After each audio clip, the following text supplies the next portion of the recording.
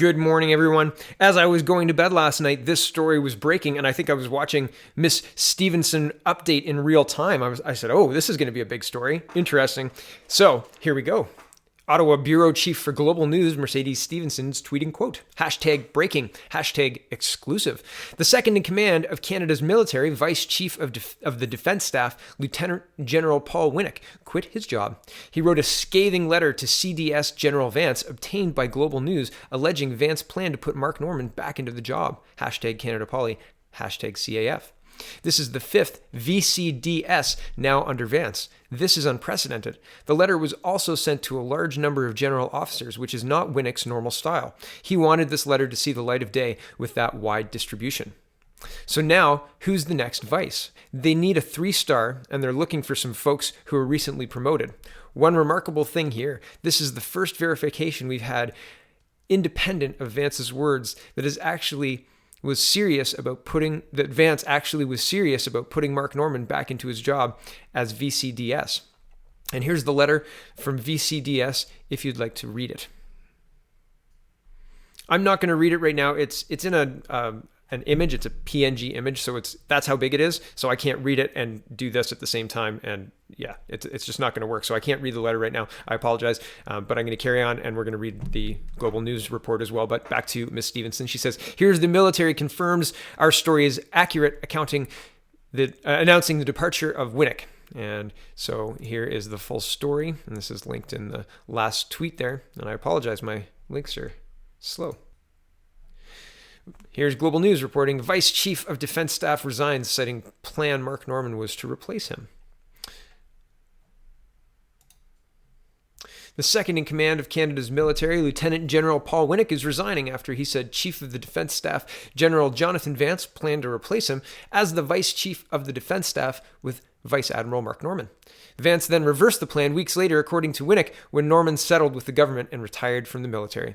The allegations are laid out in a letter dated Tuesday that was obtained exclusively by Global News. Lieutenant General Paul Wynnyk writes in a letter addressed to his boss, Chief of Defence Staff General Vance, that he took up the job of Vice Chief with a plan to retire in 2020 after he initially expected to enter post-work life this summer. However, matters changed for Wynnyk after Vance told him in May that he planned to restore Norman as second in command of Canada's military shortly after a breach of trust charge against him was stayed by the Crown over lack of evidence. Wynnyk writes Vance advised him that his continued service as the VCDS, Vice Chief of Defence Staff, was no longer in the best interests of the Canadian Armed Forces, CAF, that Vance intended to restore Vice Admiral Norman to the position, and that this decision presented Vance with a dilemma with regard to Wynnyk's future employment, the letter said. However, the settlement that the federal government reached with Norman last month has made it clear that he is no longer returning to the post of VCDS, the letter added. That settlement followed mediation sessions that led to the announcement that Norman will be retiring from the military despite being cleared of the allegations against him. Wynnyk said he was advised that he could continue to serve in the job until summer 2020. While I appreciate the change of heart, I respectfully decline and intend to take my release from the Canadian Armed Forces as expeditiously as possible, he wrote. Wynnyk was the fifth vice chief to serve under Vance, and questions are now being raised about his leadership, senior military sources told Global News. There are now questions about who will fill the job next. No one appears to be ready, the source said.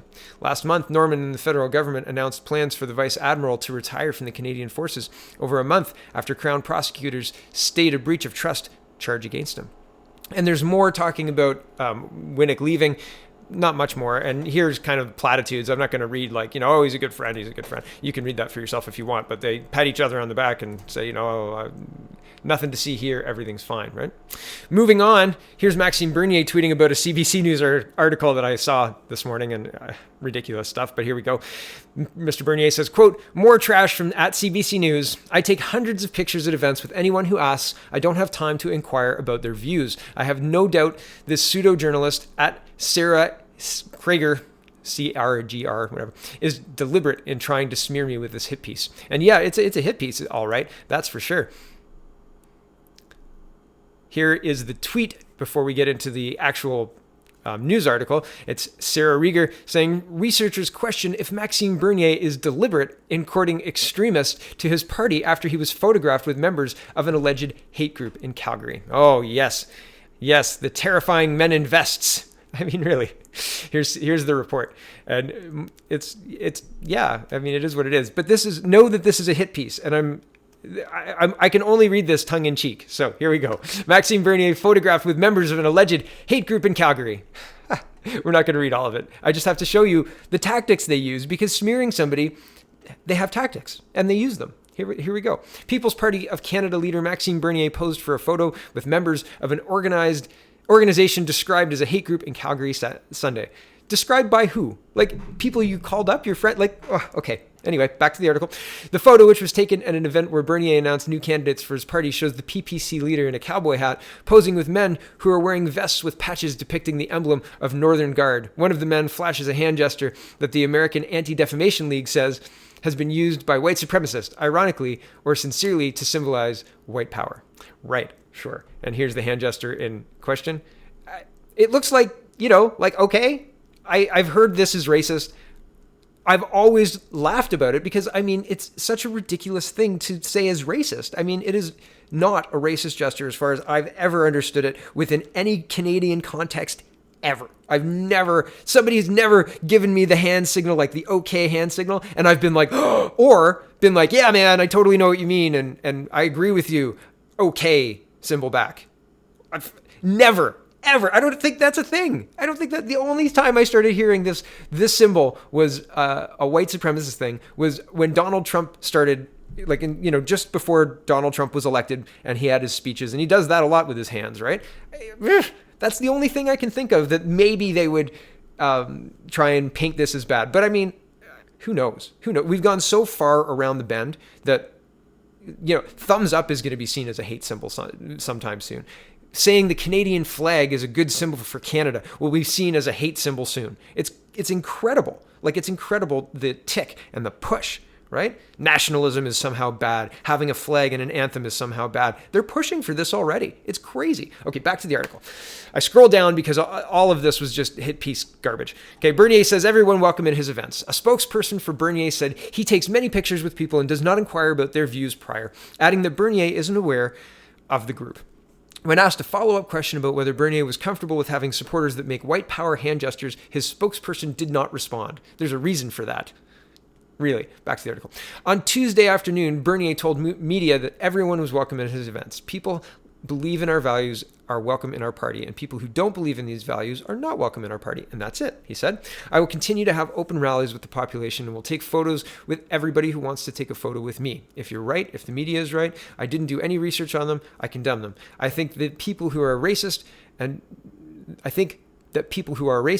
doesn't believe in the Canadian values aren't welcome in our party. Evan Balgard, executive director of the Canadian Anti-Hate Network. Yeah, I don't trust this organization, and I don't think they should have any kind of public money or funding at all, period. But they've just popped up in recent months, and yeah, I don't trust anybody who says they're anti-hate. What is hate and who defines it? Anti-Hate Network. Anyway, said he doesn't believe that Bernier was ignorant of the group's identity as an offshoot of the neo-Nazi group Soldiers of Odin. Right, so because this person holds this opinion, now that's printable. I wanted to show that. And then he goes further and talks about things, and I'm not going to give his opinions time of day. You can read them if you like. I'm not trying to silence them, but they are ridiculous, and I'm not going to speak them into the microphone. But I leave the link so you can read it if you like. And then, so they use this person and his association with the Anti-Hate Network to give him authority, and then they say what they say. And then this person says, that view was echoed by Dwayne Bratt, a political scientist at Mount Royal University. So how many universities did you have to call up to find somebody who agreed with you? Not many, I bet. Anyway, to Mr. Bratt, he says, quote, this isn't, a mistake or a ... He could talk for like 10 minutes until they find a quote that they like. And anyway, the end of the ... is he doesn't think it's a mistake or an inadvertent gaffe. He thinks that it was deliberate, he said. So that, again, is fit for print in the CBC News, apparently, to smear Mr. Bernier. And it goes on and on and on. And it's quite a ridiculous piece. But I want you guys to be aware, because this is how they shape people's opinions. There is no news about the party or the politics or the platform piece or anything that discusses anything other than smearing Bernier as a racist. And Really. I mean, it's unbelievable. And here is a related person related to our prime minister that the CBC doesn't see any reason to print information about them. Here is CBC News reporting, Order of Canada recipient Peter Dalgish found guilty of child sex assault in Nepal. After spending more than a year at an overcrowded jail near Kathmandu, prominent Canadian aid worker Peter Dalgish has been found guilty of sexually assaulting children in Nepal. I scroll down. Arrest in Nepal. Dalgish was taken into custody at gunpoint in April 2018 at his home near Kathmandu by members of the Central Investigation Bureau of the Nepal Police. He was charged with sexually assaulting 2 boys, aged 11 and 14, who police say were in the home at the time of his arrest. Other news articles that I've read say they were actually physically with him at the time of the arrest, and it was early morning. So anyway, investigators have previously said they followed Dalgish for weeks after they received information about alleged abuses. And this is a very apologetic article about Mr. Dalgish and talking about how much good he does and how much humanitarian aid he does. However, I mean, how many children need to be abused in order to pay for that good that he does, right? He's convicted and in jail in Nepal. So it seems they have enough evidence to do that in their country. Interesting. Anyway, that's a picture of Justin Trudeau with him. And maybe you say this is 2016, before people knew that Mr. Dalgish was a somebody who preyed on children, or potentially preyed on children, whichever way you want to cut it, allegedly, or if you're in Nepal, convicted, preying on children. So that's before, right? But here's Mr. Former teacher, St. George's teacher in court for possession of child porn, and this is Mr. Ingvaldson, and he pled guilty to a count of accessing possession of child porn in March. Accessing and possession of child porn in March. And I mean, this person taught at the same school as Justin Trudeau in when they were teachers, like when they were teaching at the West Point Grey Academy. Here's the Vancouver Sun reporting. He was caught in 2010 during an international police site using Facebook. At the time, the RCMP said 11 members of the ring had been arrested in Canada, Australia, and the UK. Ingvaldson had previously taught at another Vancouver private school, West Point Grey Academy, with federal Liberal leadership hopeful Justin Trudeau. So that's interesting. And here's a whole bunch of other people. Here's these two, and this is the man who oversaw the sex ed curriculum, but then was sentenced to jail in Toronto for possessing and making child pornography, right? And he was Kathleen Wynne's right-hand man. And yeah, so there's a lot of interesting connections here. That's an interesting picture, considering Jeffrey Epstein's friends. That's an interesting picture. And I thought maybe this is like a lots of famous people event, but I don't there's not a whole lot of famous people in the background here. It's not like you see, it's not an Oscar party or something like that, right? And I mean, what would Trudeau be doing at an Oscar party? It's a weird event. So it's interesting how quick our media picks up and runs with Mr. Bernier takes pictures with men with vests on who are giving thumbs up gestures, and they appear happy and smiling. Oh no, right? And ignores all of these connections and buries, this one doesn't mention Trudeau at all, and this one I had to go to the Vancouver Sun to get the corroboration that Justin Trudeau taught at West Point Grey Academy at the same time. And all of these images, they're not damning by themselves. I mean, he's a public figure. He's out in public doing things. They're not damning by themselves, but altogether, raises some eyebrows. Altogether, maybe an investigative reporter could put something together. Altogether, I mean, is this deliberate? Is Justin Trudeau deliberately surrounding himself with people who end up doing time for child pornography? Is that deliberate? Who knows? It's up to you, I guess. But it certainly raises some eyebrows, doesn't it? Thanks for watching, everybody. Check out thepeoplespartyofcanada.ca. Have a wonderful, wonderful day.